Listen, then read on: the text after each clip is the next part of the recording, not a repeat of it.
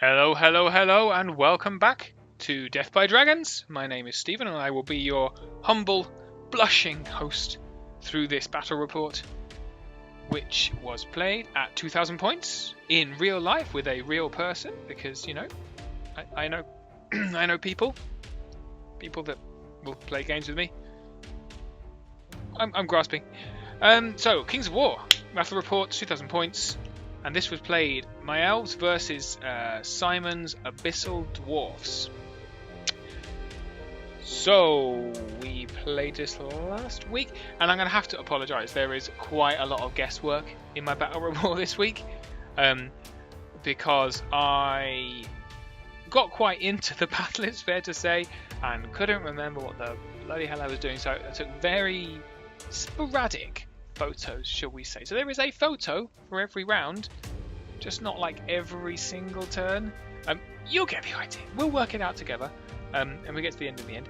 So Simon's Abyssal Dwarves, and you'll see this is a bitch of a list.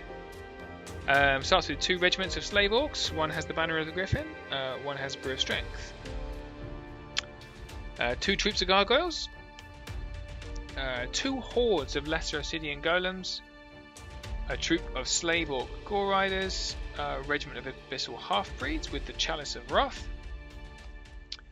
2 dragonfire teams, an overmaster on a great abyssal dragon with the blade of slashing, 1 basusu the vile, 1 Dravik Dalkan, and what do you get if you've got a Dravik Dalkan?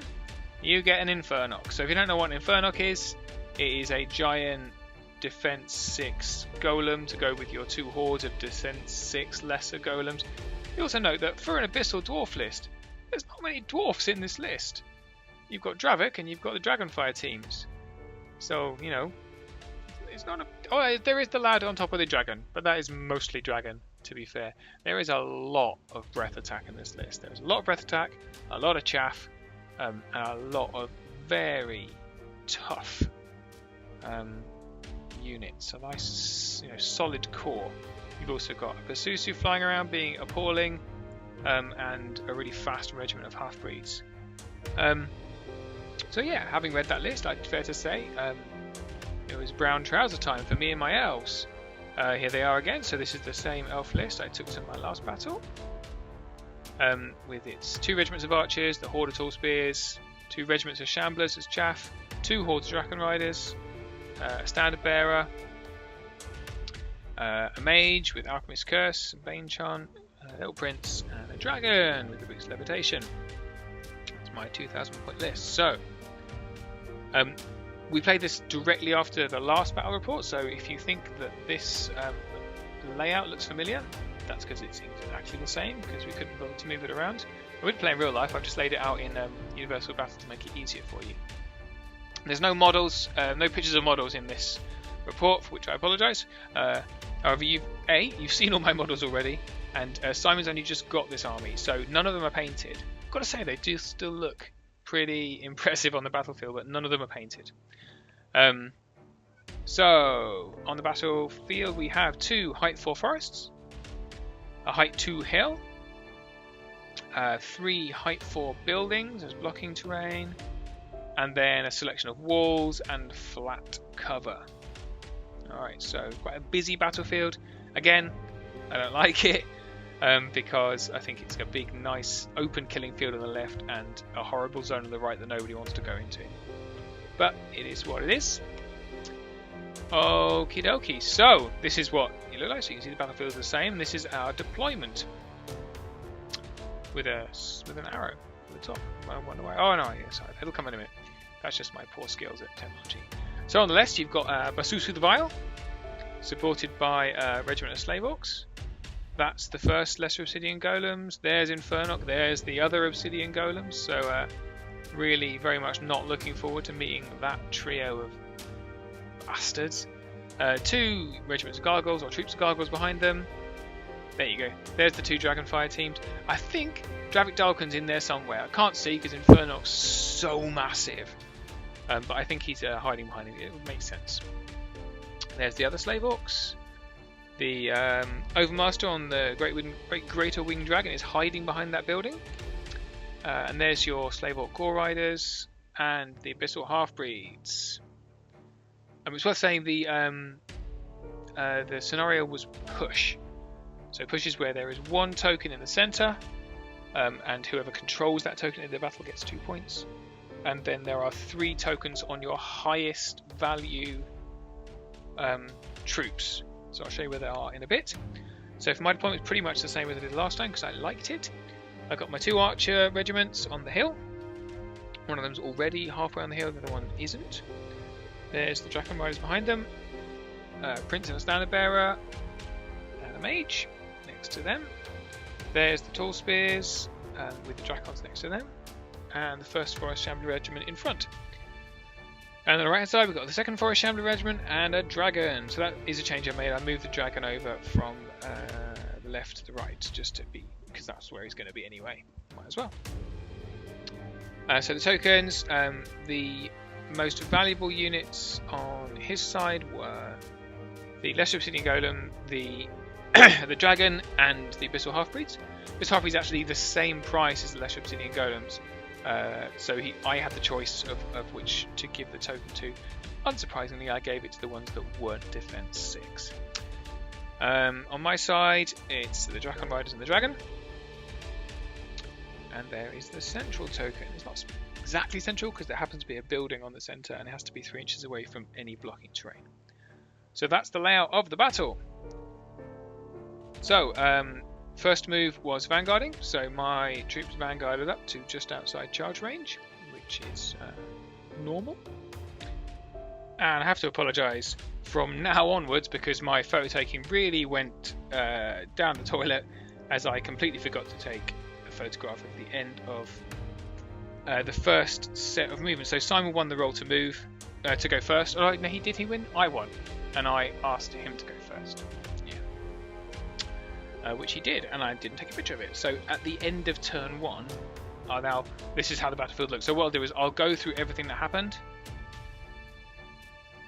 and then I'll tell you about it. So. First thing that happened was Basusu shot down the left-hand side. I think probably shot a little bit too far because he was within charge range of my archers, but we'll talk about that in a bit. Slave Orcs and Gargoyles moved up, as did these Golems.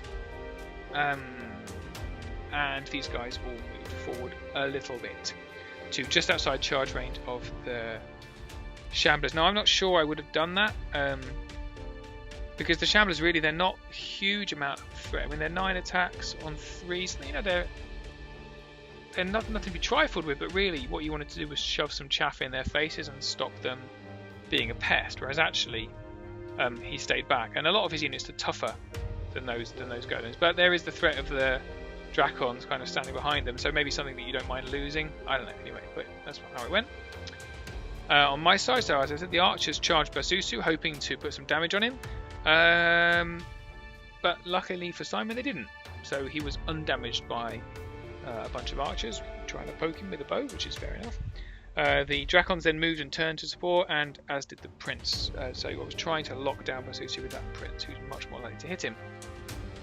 The archers moved up onto the hill, Tall Spears moved up behind those, and as you can see the Dragon zoomed up to the right outside everyone's arc so they couldn't see him, and then breathed on the Abyssals half-breeds who had the token. So that was my main target there. Did I think a couple of 2-3 points damage maybe?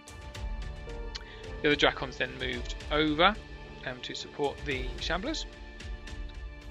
These archers then did 3 points of damage to the Lesser Obsidian Golems. Not the ones I wanted to kill, but I couldn't reach the other ones, so there you go. And that was the end of turn 1. So I then didn't take a picture of Simon's turn in turn 2. Apologies once again for that. So this is the end of turn 2. So this is what happened in order. So Basusu, still retaining his fly, decided to fly over the top of my archer unit into the Dracons to try and lock them down. And you see he did 2 points of damage, which successfully robbed them of their fly, so job done.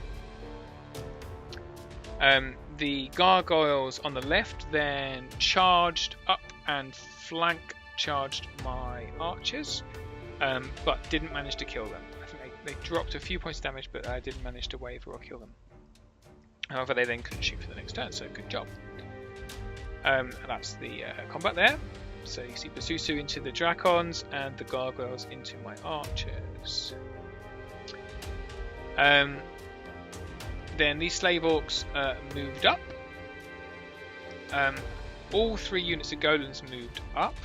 They're shambling, so there was they were outside of charge range, I think. However, Dravik was there to surge forward Infernok, but not quite far enough to actually hit the Shamblers, which was unfortunate. Poor rolling. Slave Orcs moved over here, which was in a supporting role because the units that aren't on this screenshot was the Slave Orc Gore Riders and the Abyssal Half-Breeds. So the Gore Riders went into the Shamblers and did, I think it looks like 1 point of damage, which is not great, leaving the Half-Breeds pretty open. Yeah. And then this, so then moving up left his dragon the opportunity to move forward, doing breath attack to my dragon, which is about 2 or 3 points damage, I think. Yeah, that's breath attack. So then my archers counterattacked the gargoyles, killing them, which was extremely lucky rolling. The prince decided that he was giving up on Basusu, since the Dracons probably had that, and instead went into the Slave Orcs up here to stop them advancing any further, which is basically his job. Yeah, my dragon moved up outside of the arc of sight of the dragon and proceeded the first stage in the Dance of Dragons, then went on and on and on, breath attacking him for a few points of damage. The Shamblers went back into the Slave Orc Gore Riders, killing them, and the Dracons went into the Abyssal Half-Breeds, killing them. So that was 2 points to me, which was, again, pretty good rolling. It did leave them pretty open to a flank attack, though. I had to keep them facing forward because of his dragon. I didn't want to get side charged by that, but I did then have to take a bunch of Slave Orcs in the flank, which I was not happy about. And then we chucked a bunch of damage from the other archers and the mage and the standard bearer onto the lesser sitting golems on the left. Again, the ones I didn't want to attack. I wanted to attack them, but they didn't have a token. Did a total of 7 points of damage, which is pretty good. From, let's see how many points. So you've got 6 points of Alchemist Curse, 10 points of Archery, and 10 points of Breath. So 7 points of damage onto a 6 defense unit. That's good. Now it's in a turn 2. Okay, Abyssal Dwarf, turn 3. Back to normal recording now. You're welcome. Actually managed to take some pictures of an Abyssal Dwarf turn without my turn. Some would say that I'm colossally selfish. They'd be right. So, deciding that he didn't want to take any more damage from the Dracons. I forgot to mention, the Dracons last time obviously went back into Basusu and did 7 points of damage.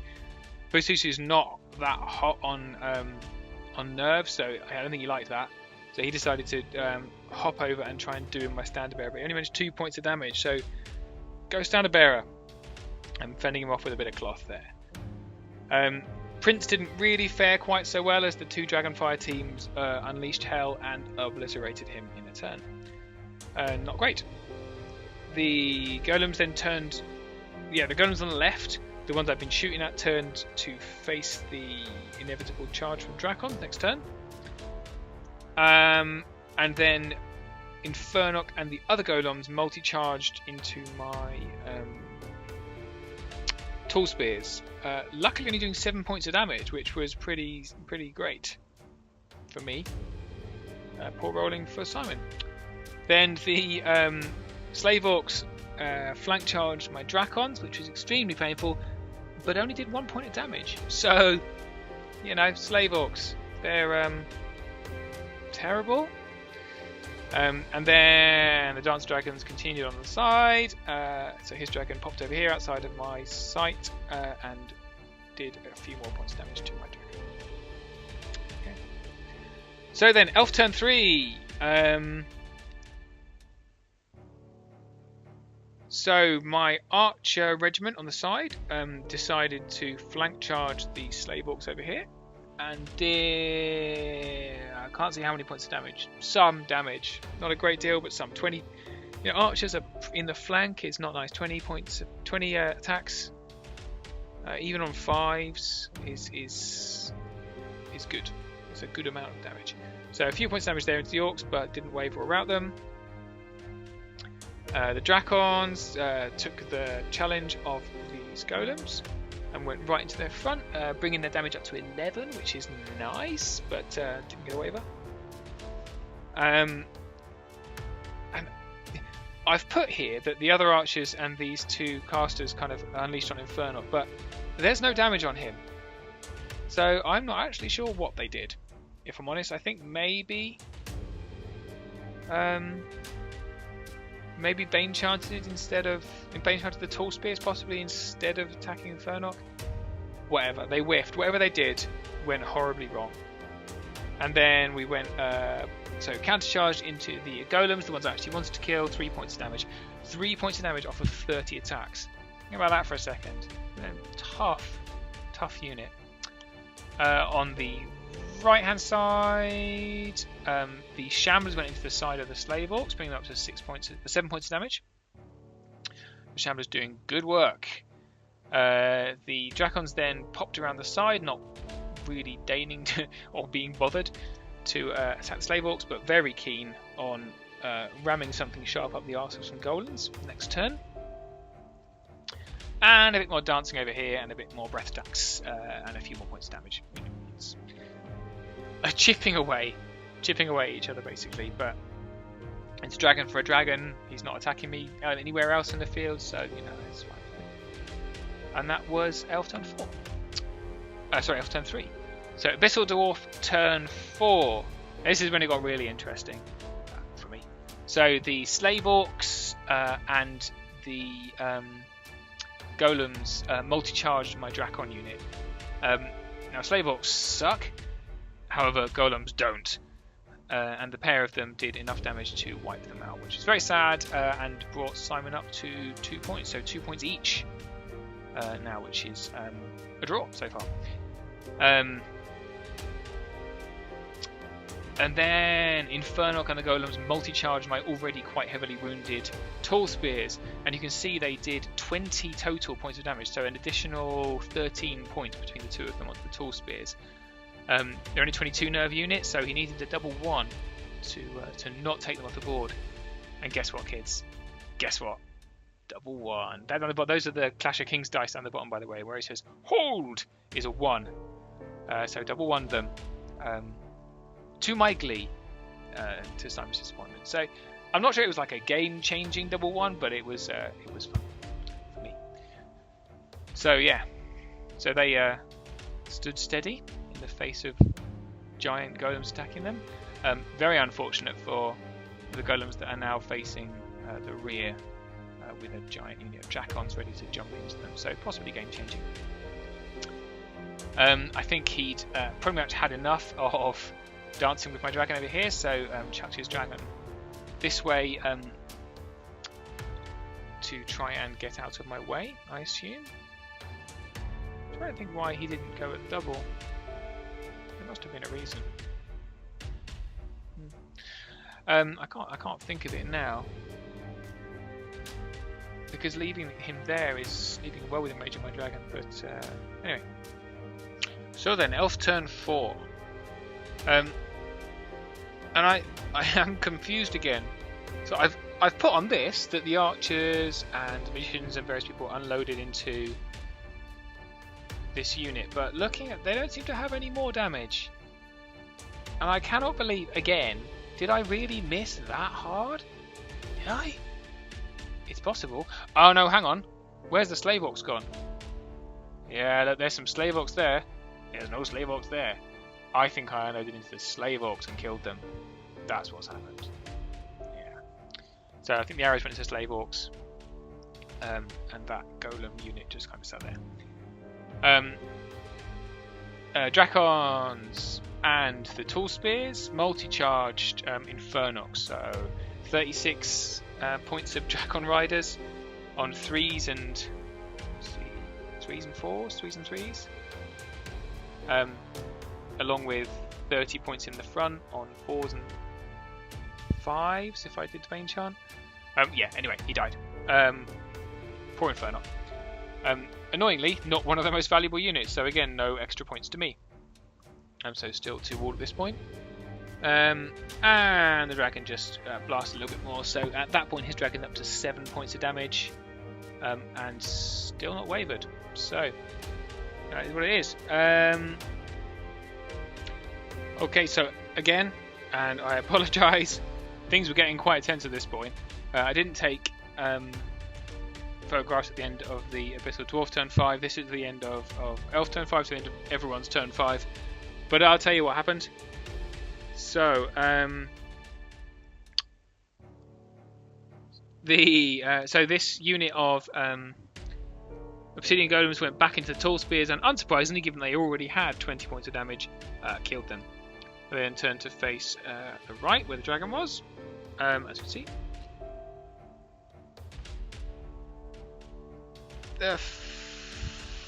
I cannot. What the hell? Who killed them? Right. Yes.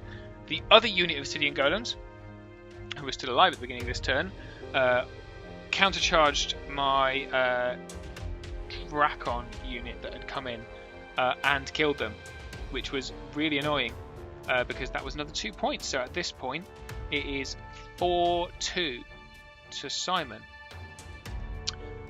His dragon, who is pretty heavily wounded and still has his bounty token, shot off behind this house to hide for the rest of the game, so they can get his token and also provide unit strength. And then in my turn, the archers and the mage just laid into the Obsidian Golems. Not the Obsidian Golems I really wanted to kill, but we did manage to kill them. So, you know, it's one less dangerous unit on the board.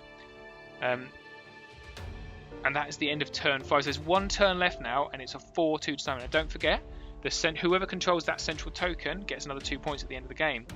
And at the moment, he's got a horde, a dragon, and a regiment of slave orcs, all sitting within 3 inches of that token. Slave orcs are quite there, but they could very easily be. So we are looking at a potential catastrophic defeat for me here, particularly since I've foolishly left my archer units way too far. I mean, I can't in 1 turn get within 3 inches of that token. The only hope I've got is to obliterate everything left on the board. Otherwise, I'm going to lose.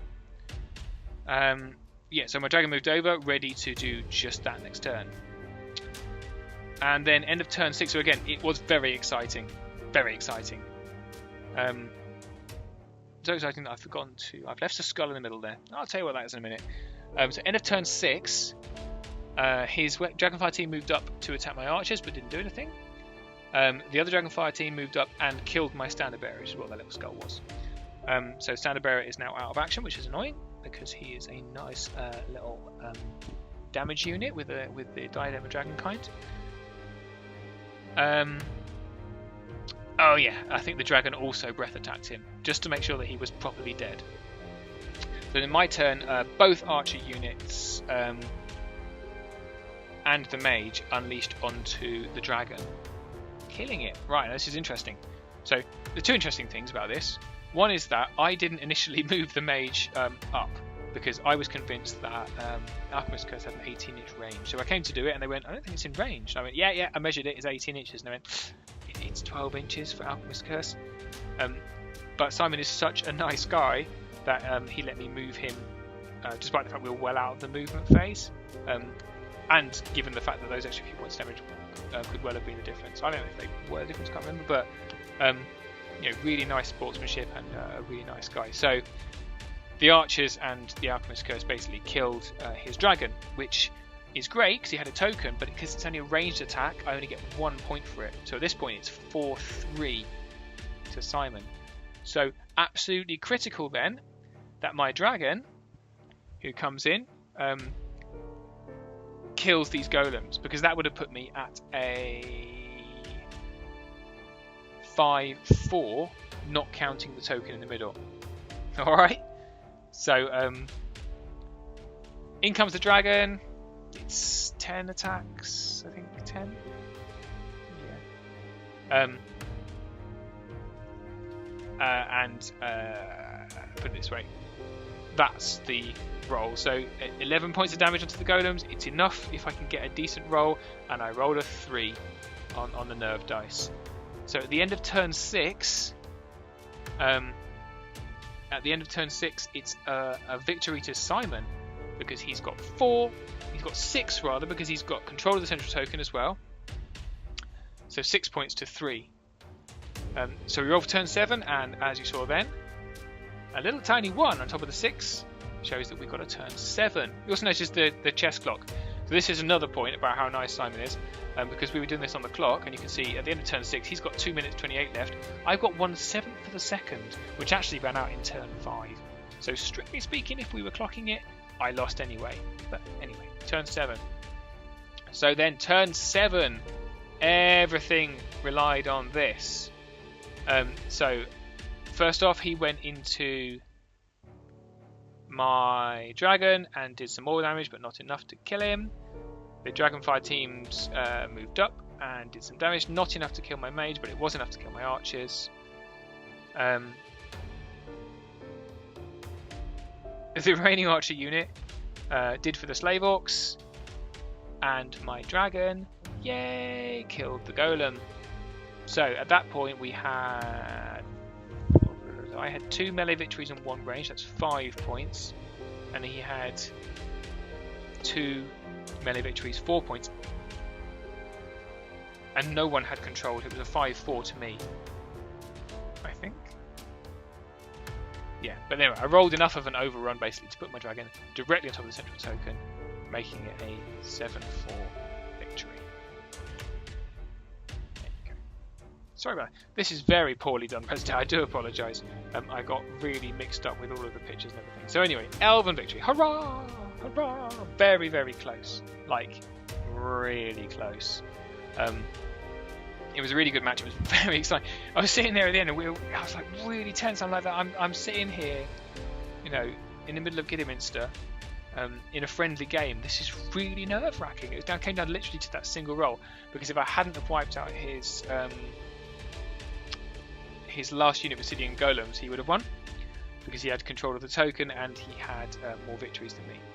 So it was just down to that one final roll that led to victory. So really, really close. I think use of flies was really critical in this battle. I think Basusu, you know, he was slightly misplaced at the beginning, which really robbed Simon of a really strong piece. And I really managed to get the dragon into the right places this time to make things work.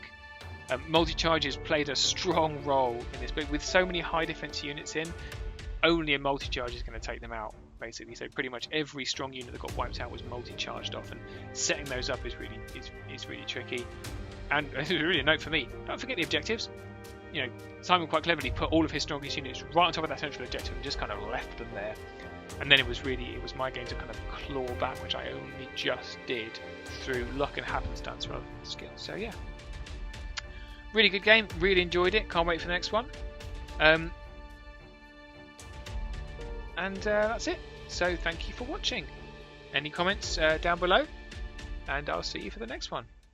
Thanks very much.